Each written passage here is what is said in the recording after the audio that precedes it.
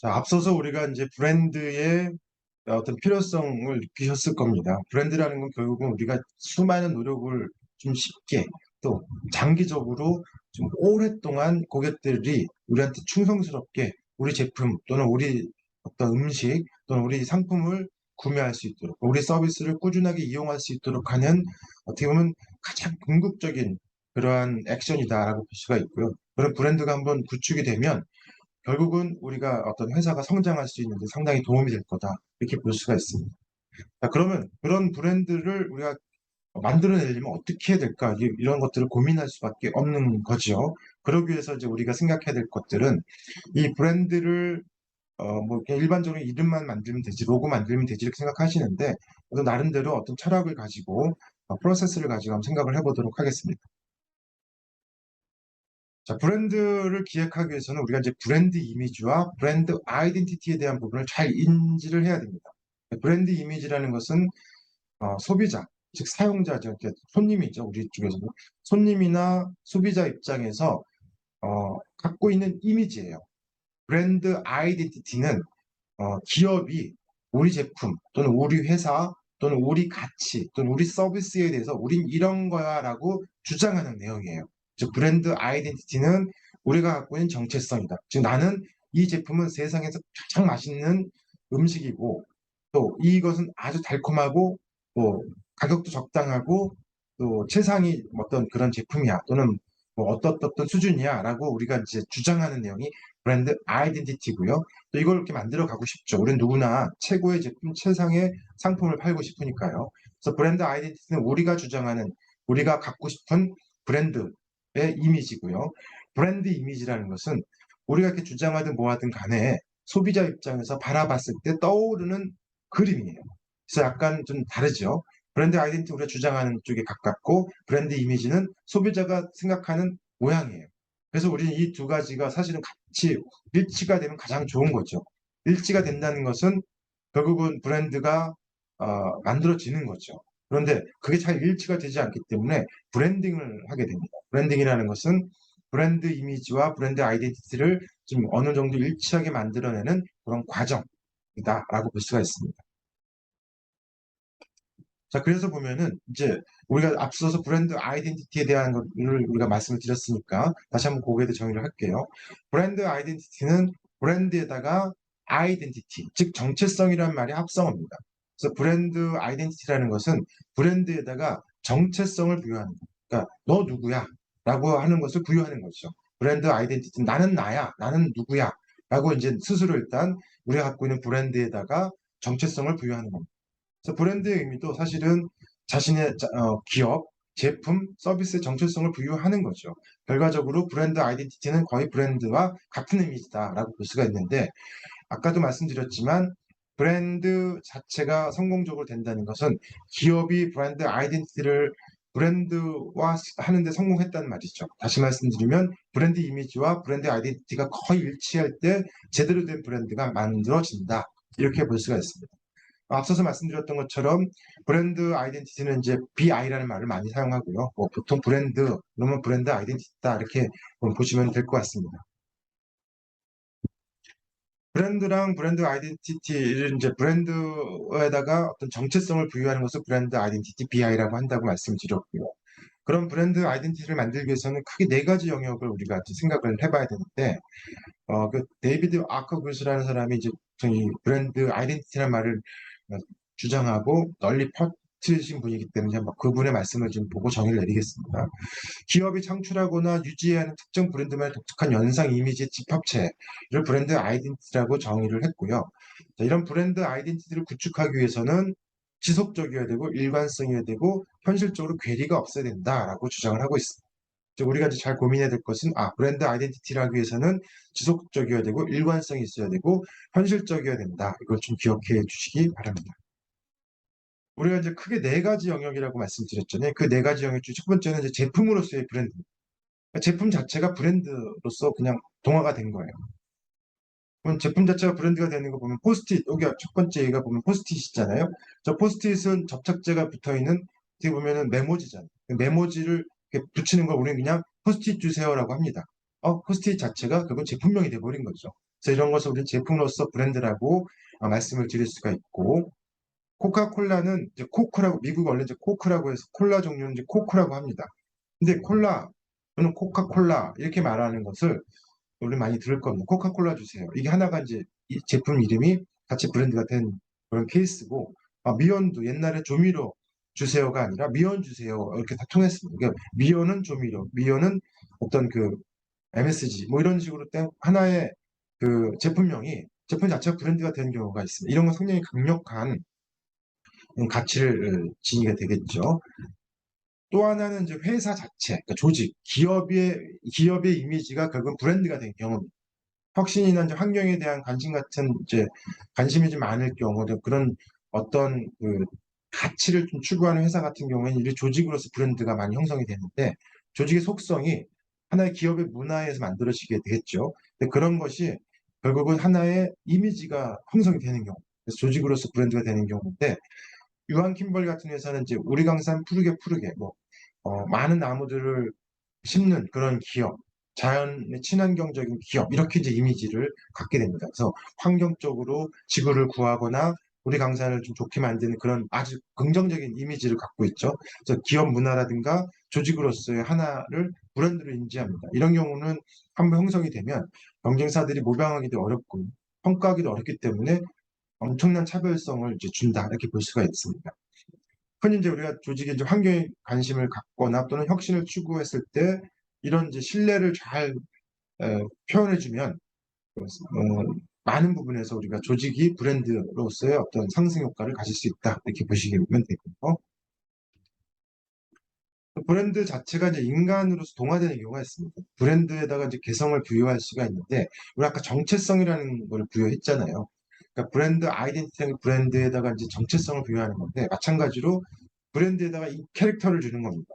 그래서 대중들이 브랜드를 소비함으로써 자신의 어떤 자아 이미지를 형성하는 거예요. 예를 들면 스타벅스를 들고 있는 사람의 어떤 형상이라든가 형태를 나는 느끼는 거죠. 이 개성이 브랜드 특징을 전달하는데 아주 효과적으로 사용되고요. 대중과의 관계를 강화할 수가 있습니다.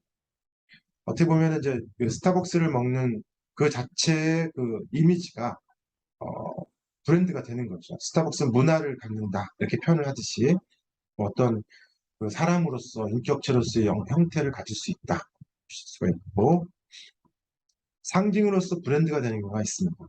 특정한 상징은 이제 브랜드 아이덴티티를 되게 강력하게 만들어주는데, 예를 들어 메르세데스 벤츠 같은 경우는 어떻습니까? 부의 상징이잖아요. 부자만 타는 차, 고급차 뭐 이런 식으로 이걸 타고 있으면 나는 상당히 부자의 어떤 클래스에 들어가는 것 같은 거, 뭐 이런 느낌을 주는 그런 것들이, 이런 브랜드들이 상징이지만 그 자체가 하나의 브랜드로 가치가 되는 겁니다. 난 저거 벤츠를 저 로고를 갖고 있는 지갑을 갖고 있으면 벤츠를 뭐 어떤 그런 그 상징을 내가 그대로 가지고 오는 거죠. 이럴 때 사람들에게 널리 인식된 로고나 심볼이 바로 브랜드 상징 예시가 됩니다. 사랑의 열매 같은 경우든지 옛날 아나운서들이 배지로 많이 이렇게 달잖아요. 그런 경우처럼 그 사랑의 열매를 달고 있는 배지를 달고 있으면 저 사람은 기부하는 사람, 그러니까 기부하는 사람 또는 기부 문화에 충실한 사람 이렇게 이미지가 될 겁니다. 이걸 이제 상징으로서의 브랜드라고 표현할 수가 있습니다. 이런 브랜드를 하기 위해서는 우리가 이제 실체적인 특징을 가져야 되는데요. 실체적인 특징이라는 것은 브랜드라는 이름을 듣자마자 떠오르는 게 구체적이어야 됩니다. 구체적. 그래서 그냥 누가 이름을 들었는데 떠오르지 않는다. 그 약간 좀 아리까리하다. 그러면 이제 이 브랜드가 이제 실체가 정확하지 않은 거죠. 예를 들어 이제 애플 하면 검은색 아이폰, 그다음에 그 컬러풀한 아이폰 뭐 이런 것들이 떠오를 겁니다. 이렇게 어떤 이름을 들었을 때 브랜드 이름을 듣자마자 구체적으로 떠오르는 그런 요소들을 우리는 상당히 중요시하게 생각을 해야 되는데, 브랜드가 그렇게 떠오를 때, 즉 브랜드 이미지가 사실 크다 이렇게 볼 수가 있습니다. 그러기 위해서는요, 우리가 기획할 때 어떻게 해야 되냐 하면 독특한 개성을 줘야 됩니다. 그러니까 다른 것과 차별화가 돼야 되죠. 구분되는 것이 필요합니다. 그걸 차별화라고 하고요. 우리 브랜드만의 문화를 만들어내야 됩니다. 문화. 브랜드가 어떤 가치가 있는데 그 가치 속에 문화가 반드시 들어가 있어요. 그래서 결국은 브랜드를 소비하는 것은 문화를 소비하도록 하는 것이다. 이렇게 표현할 수가 있고, 제품군이나 대중과의 관계를 형성을 시켜야 돼요. 아까 전에 또 강력한 관계를 형성시키라고 말씀드렸잖아요. 그러니까 해당 브랜드를 소비하는 사람들이 그 브랜드와의 관계를 형성해 나갈 텐데 이런 사람들의 관계가 향상되고 형성이 돼서 정체성이 강화가 되고 강력한 관계를 형성하도록 할 수 있는 특징을 갖고 있어요. 또 하나는 이제 사용자 측면과 소비자 측면을 볼 수가 있는데 우리가 이제 사용자 측면에서는 이제 그 브랜드가 목표하는 대중들의 이미지를 구축할 수 있도록 그 소비자가 갖고 있는 이미지가 어떤 건지를 우리가 분석을 해봐야 되고요. 자아 이미지 충족은 소비자가 생각하는 그 브랜드의 이미지, 어떤 브랜드를 소비함으로 해서 소비자는 스스로 B라는 특징을 가진 사람이 됐다라는 이미지가 생성되어야 됩니다. 어떻게 보면 아까 스타벅스를 먹는 순간 나는 미국의 어떤 문화를 잘 이해하고 그런 그룹에 속한 사람 이런 것, 이런 어떤 이미지를 충족시킬 수 있어야 된다. 그래서 우리가 브랜드를 기획할 때는 독특한 개성, 문화, 그리고 제품과 대중과의 관계를 강력한 관계, 또 사용자 측면과 소비자 측면에서 이미지를 반영하고 또 그런 이미지에 동화될 수 있도록 한 요소들을 반드시 우리가 포함시켜야 된다는 것을 말씀드리겠습니다. 결국은 브랜드를 기획하기 위해서는 브랜드 아이덴티티와 브랜드 이미지를 일치시키는 작업을 해야 되는데 브랜딩을 하는 거죠. 그러기 위해서는 브랜드 아이덴티티와 브랜드 이미지의 의미를 잘 알아야 된다고 말씀드렸고 실제 브랜드 아이덴티티는 브랜드를 갖고 있는 기업이나 또는 어떤 상표권자가 브랜드에 대한 정보를 대중들한테 전달을 주장하는 거죠. 결국은 브랜드를 갖고 있는 사람이 브랜드 오너가 대중들한테 어떤 인식을 심어줄까? 이것이 브랜드 아이덴티티라고 말씀을 드렸고요. 브랜드 이미지라는 거는 결국은 이제 소비자죠. 소비자나 고객 입장에서 어떤 제품에 대해 느끼고 있는 그림이에요. 떠오르는 생각, 연상되는 것. 실제적으로 브랜드에 대해 가지고 있는 인식이다라고 볼 수가 있고, 우리가 이제 브랜드 아이덴티티 주장을 하잖아요. 우리 이런 거야라고 했을 때 실제 고객이나 소비자 입장에 남아있는 브랜드 이미지를 브랜드 이미지라고 했습니다. 그랬을 때 이 브랜드 이미지와 브랜드 아이덴티티는 상당히 괴리가 있을 수 있기 때문에 그것을 쉐어하게 만들어 가는 과정. 가장 좋은 것은 브랜드 아이덴티티 이퀄 브랜드 이미지가 돼서 하나의 브랜드로 형성이 되는 게 가장 중요한 거죠. 가장 성공한 기업들의 브랜드는 그렇습니다. 우리도 이제 그런 작업을 브랜딩이라고 한다라고 말씀드렸고, 그래서 브랜드 아이덴티티가 제대로 전달이 될 수 있게 만드는 것을 우리 브랜딩이라고 말씀드렸잖아요. 그런데 잘 안 되는 이유가 있어요. 왜 그럴까요? 그거는요, 브랜드 오너, 즉 사용자, 그러니까 브랜드를 만들거나 갖고 있는 사람이 너무나 다양하게 브랜드에 대해서 알리는 거예요.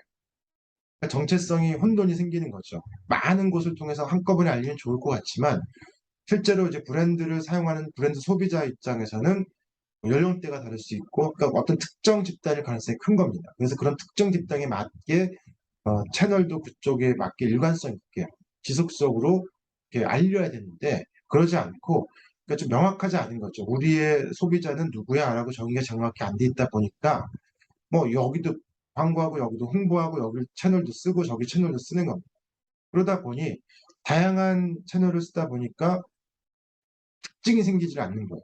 대중들이 브랜드를 보고 떠오르는 현상이 사실 정확하게 파악이 되지 않는 거죠.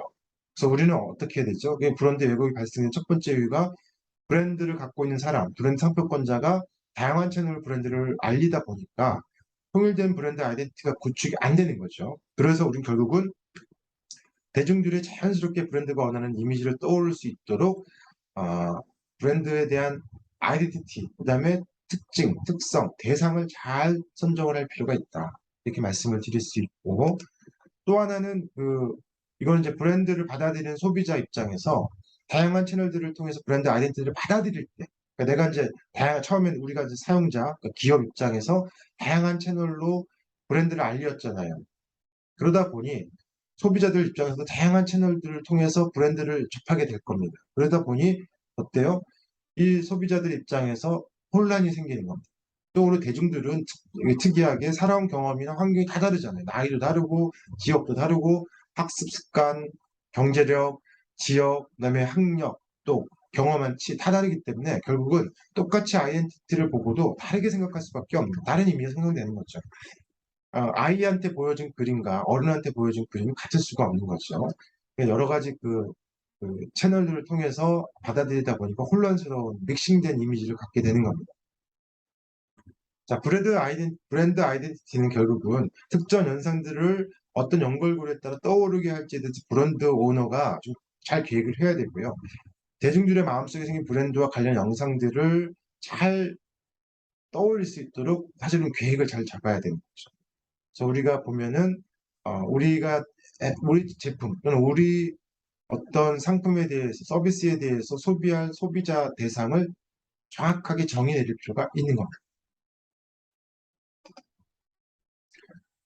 이렇게 이제 앞에 말씀드렸듯이 브랜드 아이덴티티, 브랜드 이미지에 대해서 이제 정의를 잘 내렸고, 또 이런 브랜드 아이덴티티와 브랜드 이미지를 접목시키기 위해서 우리가 이제 브랜드를 만들어가는 과정이 있는데, 그 브랜딩인데, 그런 브랜딩을 하기 위해서는 크게 8가지 정도를 우리가 고려해서 만드시면 되겠습니다. 즉, 브랜드 아이덴티티는 우리가 주장하는 이미지죠.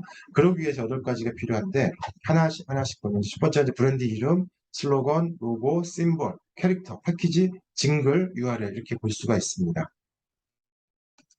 첫 번째로 이제 브랜드 이름이라는 것은요, 결국은 대중들한테 이름이라고 이제 알려지는 거죠. 그리고 제가 아까 말씀드렸듯이 김종하 했을 때 이제 알려지는 겁니다. 첫 번째 우선입니다. 그래서 이 이름을 질 때는 상당히 주의해야 되고 신중해야 됩니다. 한번 지어지면 바꾸기가 어렵죠. 우리 사람들도 다 자기의 이름을 갖고 있지만 불리다 보면 바꿀 수가 없어지는 경우가 많습니다. 특별한 상황이 생기면 이름도 바꿀 수 있고 제품명도 바꿀 수 있고 기업명도 바꿀 수가 있지만 한번 형성된 이름을 바꾸기에는 사실 쉽지 않다. 그래서 우리가 해야 될 것은 브랜드 이름에는 이제 함축적인 브랜드 아이덴티티를 넣는 것이 중요하고 신중하게 고려해서 져야 된다. 잘 고민을 해야 될 필요성이 있습니다. 그래서 이런 이름이 만들어지고 나면 그 다음에 우리가 해야 될 거는 이 이름만 갖고는 사실 기억하기 어렵잖아요. 그래서 이거를 조금 더 표현하는데 우리의 어떤 특징이나 특질 또는 성격을 잘 표현할 수 있도록 이거를 카피라이트 또는 뭐 슬로건 같은 거 이런 것을 이제 만들어서 포장을 좀 할 필요가 있습니다. 그래서 브랜드를 표현하는 간결하고 짧은 어구를 만들어서 뭐다라고 이제 여기 우리 가치 어떤 브랜드에 대한 성격을 전달할 필요가 있습니다. 브랜드의 핵심 가치랑 비전을 바탕으로 만드는 것이 상당히 좋습니다. 예를 들면 이제 애플이 보면 Think Different, 다르게 생각하라라는 그런 문구를 만들어 슬로건을 쓰고 있습니다. Think Different 하면 애플이 떠오르죠. 애플 하면 뭐 다르게 생각하라 잘 떠오르지 않을 수도 있지만 결국은 이 두 가지가 연관되어서 생각이 날 겁니다. 즉 강력하게 조금 더 인지를 잘할 수 있도록 도와주는 것이 이제 슬로건이다. 슬로건을 반드시 만드셔야 되고 세 번째는 로고입니다. 상품이든 제품이든 회사든 어떤 상징적인 어떤 것들 중에 첫 번째 요소가 로고입니다. 로고는요, 브랜드 이름을 대중들한테 인식시키기 위한 시각적인 표현 방법이에요. 시각 디자인이라고 말씀을 드릴 수 있습니다. 그래서 브랜드를 만들 때 당연히 이제 로고를 포함해서 우리가 만드는데 뭐 그림 형태로 만들 수도 있고 글자 형태로도 만들 수가 있습니다. 우리를 가장 잘 간결하게 알릴 수 있는 어떤 그림, 시각적인 표현이다 이렇게 보시면 되고 대중들은 사실 로고만 봐도 그 브랜드의 이름이랑 브랜드를 시각적으로 인식합니다. 결국은 브랜드에서 가장 중요한 요소 중에 하나가 이름과 로고다 이렇게 볼 수가 있죠. 자, 이 로고를 만드는 방법에는 워터마크형, 뭐 엠블럼형, 심벌 마크 여러 가지 것들이 있지만 우리의 특징에 가장 잘 맞는 형태를 잡아서 로고를 기획하고 만들어야 된다 이렇게 말씀드릴 수가 있고요. 심볼이라는 거는 이제 그 로고랑은 좀 약간 별개지만 이 로고라든가 우리의 브랜드를 조금 더 상징할 수 있는 그러한 어, 그림이나 기호 같은 겁니다. 로고와는 좀 다르죠. 약간 보통 심볼은 로고 안에 들어간 요소 중에 하나라고 볼 수가 있고 많은 브랜드들이 뭐 심볼과 브랜드 이름을 디자인 브랜드 워터마크를 합해서 로고를 만듭니다.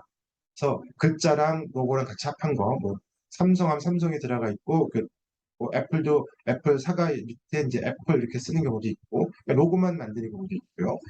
그래서 이제 통체적으로 딱 봤을 때 심볼을 봐도 떠오르는 이미지가 있죠.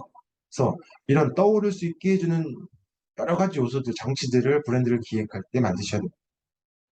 심볼은 브랜드 이름이랑 기업의 핵심 가치를 바탕으로 제작하셔야 되고요. 단순하기보다는 이제 심볼을 따로 만들어서 이렇게 이원화해서 표현하는 것도 하나의 좋은 방법입니다. 애플 같은 경우는 이제 한쪽에 배원 부분 사과 모양 이런 걸 딱 떠오르면서 애플을 떠오를 수 있는 어떤 상징적인 그 심볼이 되는 거죠. 또 하나는요, 캐릭터입니다. 우리가 이제 브랜드라는 게 사실은 옛날에는 기업 이미지, 상품 이미지, 제품 이미지, 서비스 이미지였기 때문에 이렇게 잘 그냥 그 자체로 뭐 그럴 정도다 이렇게 표현했었는데 최근에는요, 이 브랜드 자체가 워낙 많이 생기다 보니까 더 친근하고 쉽게 접근할 수 있도록 도와주는 장치가 필요하게 됐습니다. 그걸 이제 의인화한다라고 하죠. 그러니까 사람화하는 거죠. 캐릭터를 만들어내는 겁니다. 그래서 캐릭터는 이제 브랜드를 나타내는 가상의 존재를 우리가 캐릭터라고 하는데 동물이라든가 인격체 이런 것을 통해서 브랜드를 더 친근한 이미지를 가져다 줄 수 있도록 도와주는 그런 것을 우리가 캐릭터라고 합니다. 그래서 우리가 브랜드를 기획할 때 캐릭터는 어떤 캐릭터 속에 어떤 형태로 할 건지도 고민하면서 기획을 해야 되는 거죠. 우리 펭수하면 딱 떠오르는 게 뭐죠? EBS. 그다음에 뭐 사회에서 나를 대신해서 싫은 소리 아무한테나 얘기할 수 있는 그런 인격체 이렇게 떠오르듯이 이 캐릭터를 딱 보는 순간 떠오를 수 있도록 만들어내는 건 상당히 중요한 기획 요인 중에 하나가 되겠습니다. 브랜드를 하면서 우리가 이제 제품이라든가 뭔가를 할 때 사실은 결국 그냥 나가는 경우는 없죠. 날 것으로. 그래서 우리가 거기다 포장이라는 것을 하게 되는데 그 포장하고 그 외부에 보여지는 모든 것을 우리는 패키지라고 합니다. 패키지. 이 패키지는 결국 제품의 포장 디자인을 말하는 거예요. 보통은 그 브랜드가 판매를 할 때 패키지를 만들어서 제공을 합니다. 그런데 그게 보면은 꼭 물리적인 제품뿐만 아니라 온라인, 오프라인 다 포함시킬 수가 있죠. 그 표지라든가 썸네일 이런 것들 다 패키징 한다라고 표현하고요. 이 패키지는 또 하나의 강력한 우리 브랜드를 알리는 수단이 될 것입니다. 그래서 패키지 한 그냥 대충 만드는 게 아니라 우리의 철학, 그러니까 브랜드의 철학이죠. 브랜드 아이덴티티를 담을 수 있도록 디자인에 신경을 써야 되고 해당하는 내용들을 잘 표현할 수 있는 그러한 패키지가 되도록 고민을 하셔야 됩니다. 또 하나는 징글이라고 합니다. 징글이라는 건지 징글벨 많이 들으셨잖아요. 징글은 소리를 얘기하는 건데 소리는 이제 어떤 노래 같은 걸 징글이라고 합니다. 징글벨. 그래서 이런 징글은 브랜드를 상징하는 소리나 노래 같이 우리가 어떤 음악이 딱 나오면 그것을 연상할 수 있는 것들이 상당히 많아요. 손이 가요, 손이 가. 새우깡에 손이 가요. 이러면 새우깡은 떠오르잖아요. 손만 떠오르지만 새우깡 그 자체의 어떤 이미지가 떠오를 겁니다. 이렇게 특정한 소리라든가 멜로디를 들으면 브랜드나 제품을 떠올릴 수 있도록 도와주는 것을 징글이라고 하고 이런 징글은 이제 우리가 어떤 서비스업이라든가 뭐 필요하던 매장 이런 데서 활용할 수가 있습니다. 우리가 보통 음식점에 들어가면은 배달의 민족이라든가 요기요에서 보면 징글을 많이 활용하고 있죠. 띵동 하면서 배달의 민족 주문하고 떠는 거 아마 들으셨을 거예요. 징글징글하죠. 그래서 징글이다. 그런데 그 소리를 들으면서 사람들은 무엇을 떠오르죠? 배달의 민족을 떠오릅니다. 오토바이를 떠오르고 주문이 됐구나. 또 저 배달의 민족 정말 장사가 잘 되네. 이런 것을 계속해서 각인을 시켜줌으로 해서 어떤 상징적으로 우리 총체적으로 브랜드를 기억하도록 하는 그런 요인이 되고 있습니다. 여러분들도 이제 어떤 나름대로의 징글을 한번 개발할 필요가 있지 않겠나 생각을 하고요. 브랜드 기획을 할 때 이제 빼놓지 말아야 될 것이 URL인데요. 결국은 이제 온라인 시대잖아요. 사이트 이름 주소도 상당히 이제 필요하다. 그래서 이름이라든가 어떤 도메인이라고 하는데 도메인 사이트 주소 이름을 딸 때에도 우리의 특성과 연관지어서 만들어야 됩니다. 또 우리는 이제 이미 그 도메인 시대가 워낙 오래됐기 때문에 우리가 만들려는 유사한 것들이 많겠죠. 그럴 때는 뭐 돈이 많다면 이제 구입을 하거나 또는 비슷한 URL을 찾아가지고 우리 거를 표현할 수 있는 사이트 주소를 찾아보는 것이 좋겠다. 이렇게 말씀을 드립니다. 크게 이렇게 8가지 특징을 갖고 있는 브랜드 아이덴티티를 하기 위해서는 8가지를 반드시 포함하시는 게 좋고 기획할 때 참고하시기 바라겠습니다.